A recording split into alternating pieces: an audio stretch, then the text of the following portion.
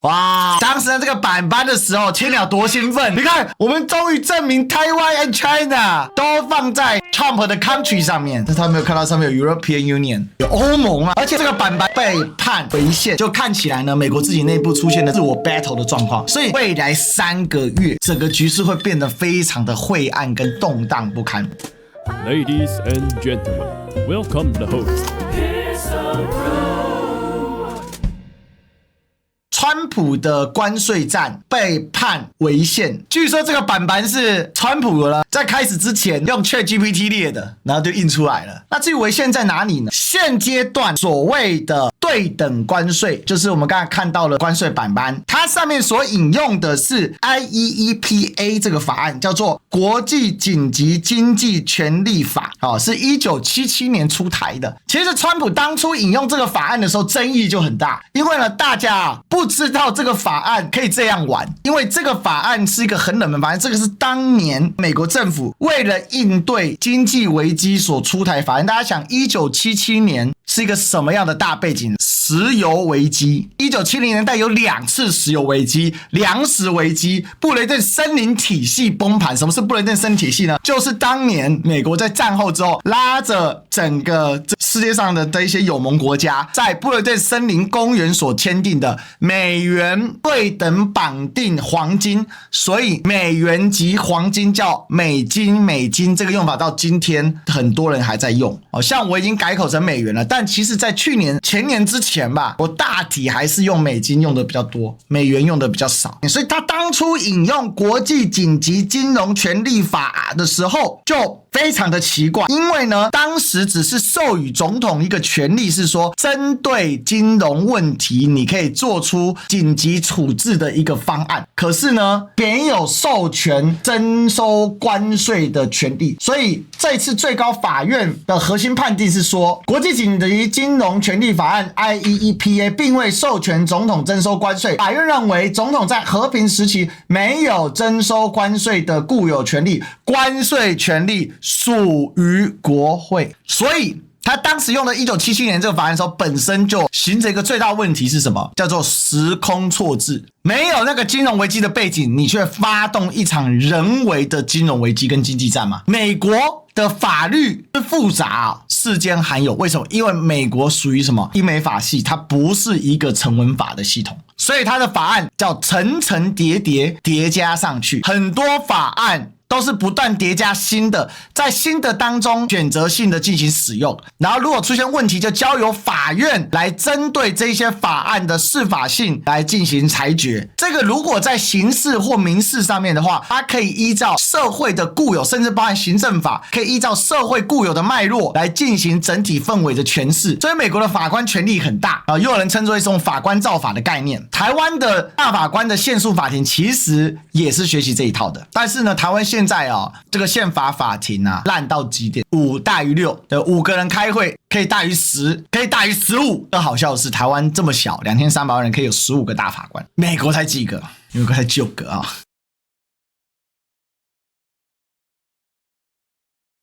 马上川普就在白宫召开记者会，他说这些大法官让他感到羞耻深感失望，这是国家的耻辱这是背叛宪法然后他不管，他一定会援引其他的法条来进行加征关税部分，因为川普跟他的律师团队跟他法务团队已经研拟过这件事情了。所以呢，现在他换了一个法条，叫什么呢？贸易法第122条。贸易法第122条呢是1974年所制定的，其实一样是应对当时的经济危机当时曾经出现过一次，是苏联因为全球气候灾害的关系，苏联出现了一个3000万吨的粮食缺口。苏联呢，透过外交机密的方式呢，派了非常多的采购团到美国呢，跟各自的小粮仓接洽之后，透过保密的方式，然后采购了大量粮食，总共从美国市场买走了2000万吨粮食，占当年美国粮食的1/4。不过因为当年度美国呢粮产爆仓所以这个都是构成整个当时的背景。因为就在后面的时候，等到这个事情经过媒体披露的时候，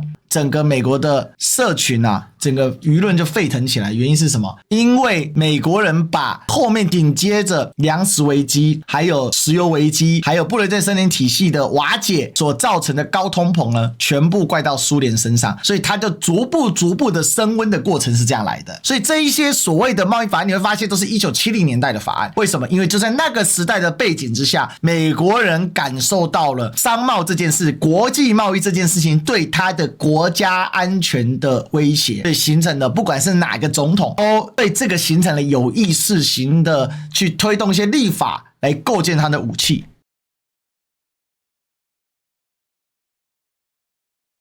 他现在根据贸易法第122条里面的一个条款说，它可以实施为期150天的紧急征税权，但是150天之后必须交由国会来进行审查，变成这个样子。在这个事情上面呢，共和党的大佬米奇麦康奈尔，这个是以前共和党的多数党领袖这个相当于是什么呢？美国的众议院共和党的总召啦，他就讲到说这一次最高法院判处川普关税政策违宪呢，确认了数个世纪以来美国国会的立法权在贸易当中作用是不容忽视的。行政部门想推行影响美国的政策，就需要依照宪法来说服美国国会，而非绕开立法权。所以其实整个的共和党内部对于目前川普这样用强而有力的行政权去越过国会这件事情，其实是有相当大的异因的。麦康奈尔呢，老早在去年就多次发出了不一样声音，他属于共和党内的传统的建制派。更重要的是，原本跟美国所谈成的诸多经济协议，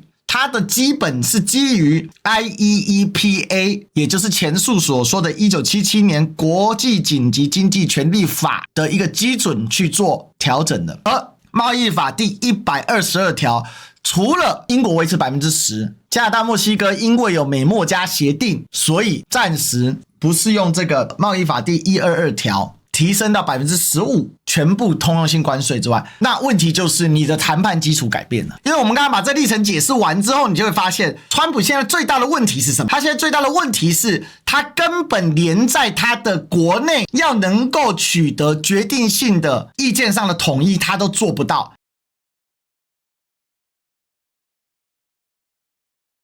有一个东西倒是对台湾影响比较少的，因为台湾目前所适用的法条主要是232条款，这个是基于贸易扩张法，就是232条款就是在做调查。台湾多数的产业呢，因为贸易扩张法里面的国安问题这些等等反倾销问题，所以它基本上台湾的产业大概70%不受这个影响。当然民进党人家说我又赢了，但整体来讲是这样。这一次川普关税违宪所呈现出来的是美国的内斗跟分歧的加大拉锯。另外美国跟其他的像台湾这样的一个政治实体的最大差异在哪里？大家知道，虽然大家常常批评美国的历史很短，但是美国从华盛顿总统开始就立下了一个传统，就是美国是一个小总统大国会的一个政治样态。所以这也就导致说美国的基本面上面看起来总统的行政命令可以干很多事情，那主要是因为美国长期以来的宪政传统里面，总统会自我节制使用权力，因为很多事情不能干。但因为川普这种 MAGA 派的，他干了反而他的支持度还会上升，因为感觉他是很铁腕，对吧？可是整体来说，除了铁杆 MAGA 之外，这一次判决川普关税违宪，而川普不服输，再一次动用了贸易法第122条去加征 10%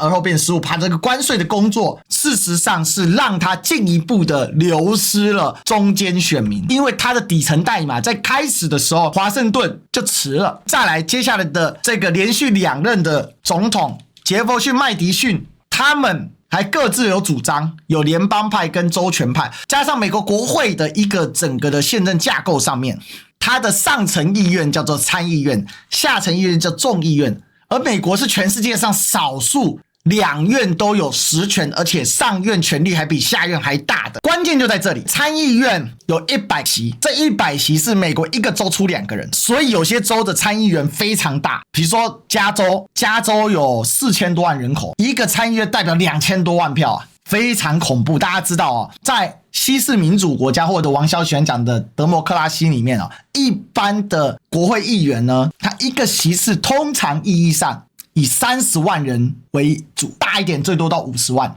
不能再多了。台湾就超过50万，非常的荒谬。因为台湾当年啊有一个圣人啊，林圣人推动这个叫做立院席次减半。搞得台湾的立委这个人不像人鬼不像鬼，到底是干啥子这个乱七八糟，这个台湾的问题也是很多。但是他的众议员438席，438席由美国的总人口去做分配，但是每一州最少1席，它的逻辑是这样的。所以有些州很有意思，比如说 Wyoming 怀俄明州在这里，在美国的中西部，这个黄石公园那一州，它人口60万，但是它有2席参议员，1席众议员。所以这个概念是什么呢？因为参议员的存在，参议员代表什么？叫 state power， 州权，州权很大，而你什么样的法令，你必须众议院或参议院发起之后，要通过另外一院，所以这就形成一个强而有力的制衡。当你危害到州权的时候，有可能出现州的参议员不听总统的话，所以你要先了解到，这跟台湾很不一样，因为台湾这个宪政架构，从李登辉以来，它就是一个总统皇帝制，它基本上它的权力是非常非常巨大的。这就形成一个很有趣的现象，这个川普的违宪，表面上川普继续乱，可是他的影响是既深且远的。首先，听宣不听调，美国这些共和党的议员，原本很多人就是建制派，被压在MAGA派之下，必须被迫听从。川普这一次上任之前，我们有聊过几个事情嘛，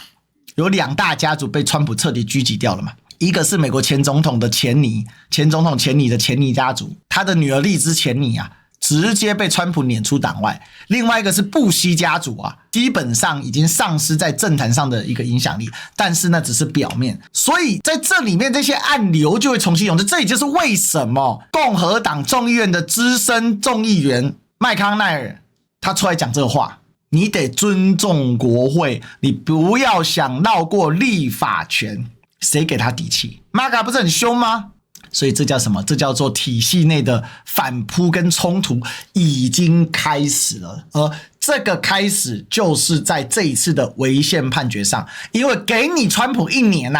结果你没搞出个啥屁你提到的解决方案就3个。第一个，放弃全球霸权，转向 G2 霸权；第二个，媾和中俄；第3个，向盟友开刀，试图重组美国的供应链。但你这3铁要目前看起来状态都不咋样，放弃全球霸权转向 G2 霸权，结果放弃的一半一半。目前呢，大兵成兵哪里？你成兵在伊朗，那如果从你的 G2 逻辑来看，你就不该成兵伊朗，你就该放弃伊朗。但问题是伊朗又放弃不了，因为一旦放任伊朗野蛮生长，那倒霉的一定是以色列伊朗绝对造核弹，这里一旦伊朗造出核弹，以色列就永久丧失威胁伊朗的能力了。所以他只好，因为整个美国的深层政府，我们说 Deep State， 比较直白的讲是什么？叫做美国既有的党政军财体系，或者我们可以直接叫做军工复合体，你摆脱不了嘛。所以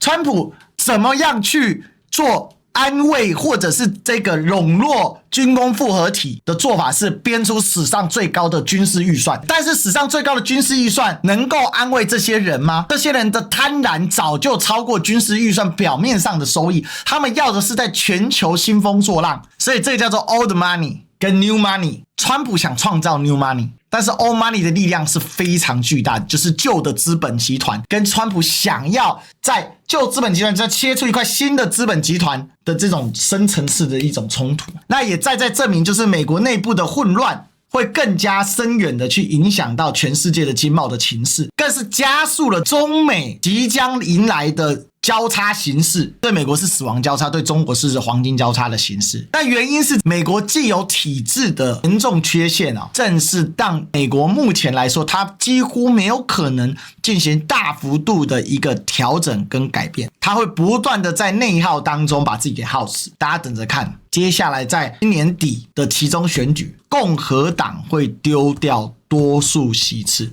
所以又出现一个很有趣的现象，中国大陆在今年的1月份贸易又创下了一个新高，这等于说这个转单的效应更加明显，等于是你可以看到很有趣的一个现象，理论上川普形成的这个美国关税，理论上来说应该会形成全球萧条才对，但全球呢是要萧条又没萧条，因为贸易链路虽然被拉长了，但是有更多的南方国家参与到这个里面，更多的这个经济链路被参与到这里面，变成最高的成本转嫁反映到美国身上，因为美国把自己的墙给砌高了嘛，那其他的我经过很多地方进来，那就变成说全球的重组啊，就在这一波里面你会发现很有趣的是，中美之间的直接贸易额增长有限，当然美国很需要中国商品，进口还是很多啦，但是呢，中国对其他地区的贸易额节节上涨，尤其像对东南亚等地方。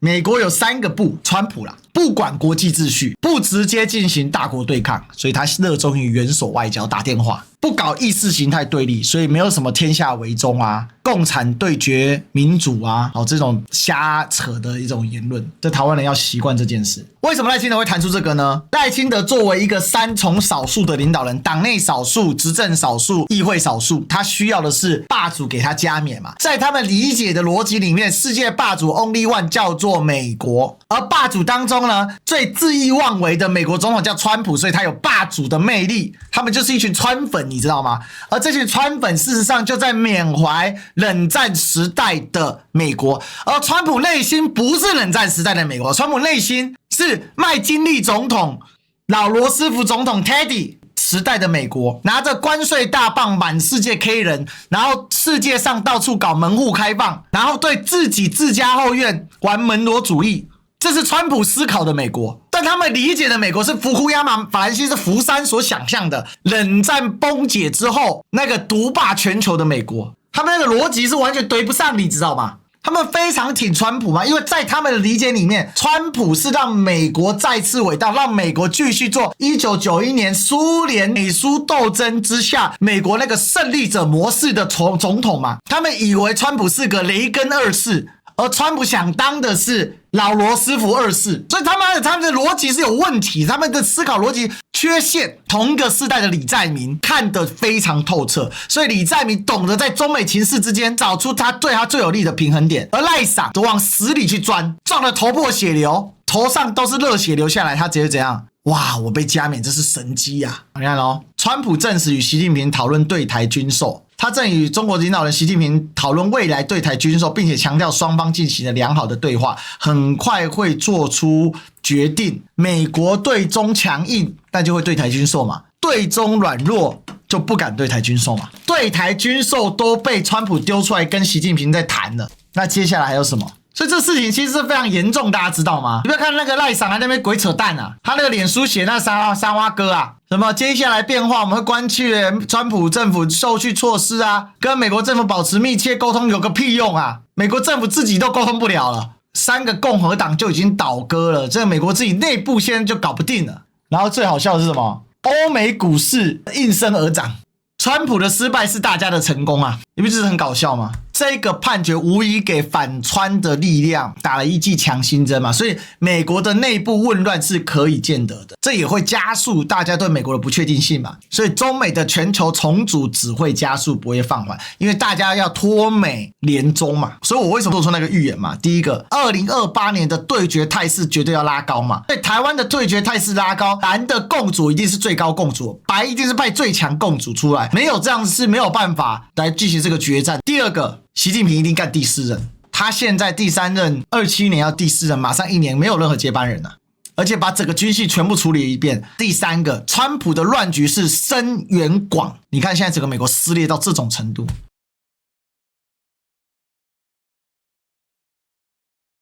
川普关税违宪所带来的其实是整个2026年呢局势的愈加升级，美国会继续推动他要的 G2 模式，但全世界上会更加不服这个 G2 模式，而这个川普关税判决也给了美国的对手们或者是不不服美国的 middle powers， 比如说加拿大、欧洲，本来都是一些小孬孬，他们现在呢有更多的勇气，敢于作妖。但是呢，这里面所隐含的巨量冲突呢，会出现在哪里？就是当美国越弱势，它既有的秩序正在瓦解，各地的自主意识正在上升，所以呢，第一会出现大量的区域冲突，更加的血腥化。非洲啊，目前正经历近年来最血腥的内战情势。我跟大家讲全球的经济体系势必迎来一波更强度的跟美国进行所谓的去风险化。原本这去风险化是来对付中国的这是一个笑话。结果我搞了半天跟美国的经济进行一定程度的去风险化的做法，当然就会出现贸易链路上的改变啊。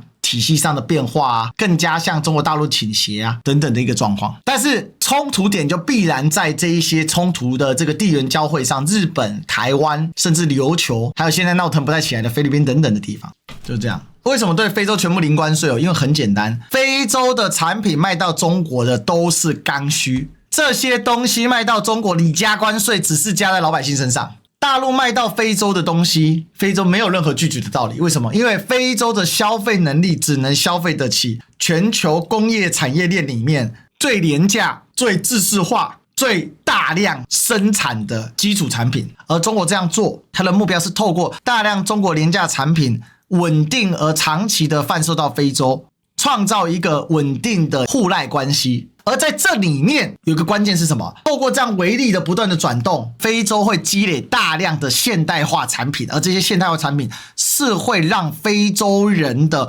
普遍生活水准，还有普遍的教育知识文化水准得到一定程度的提升的。所以呢，现在把非洲零关税是要干嘛呢？因为非洲这样长期大量的购买中国这个最底层的产品，它还是要付出大量的外汇，它必须有外汇补充的来源。而这些外汇补充来源在哪里？就是透过零关税，让非洲的这些初级产品到了中国去的时候，它至少能够赚得多，而且有更强的竞争性。这是属于中国式的一带一路的大循环。所以接下来4月好戏要上场了。到4月的时候，国际情势又要变成什么样？老实讲，有方向但摸不清，因为川普是个乱数，更直白的讲就是东升西落，就中国大陆的崛起更显得势不可免。